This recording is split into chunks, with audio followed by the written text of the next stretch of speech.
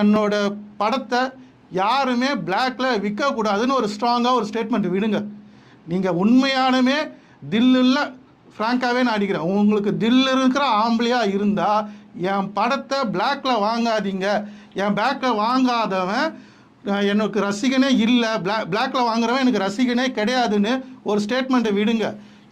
இதுக்கு பாலாபிஷேகம் கட்ட இதுக்கெல்லாம் உங்கள் உயிரை நீங்கள் ரிஸ்க் எடுத்து இந்த வேலையெல்லாம் பண்ணாதீங்கன்ட்டு ஒரு ஸ்டேட்மெண்ட் விடுங்க. உங்களுக்கு அந்த தைரியம் இருந்ததுன்னா நீங்கள் ஸ்டேட்மெண்ட் விடுங்க விஜய்.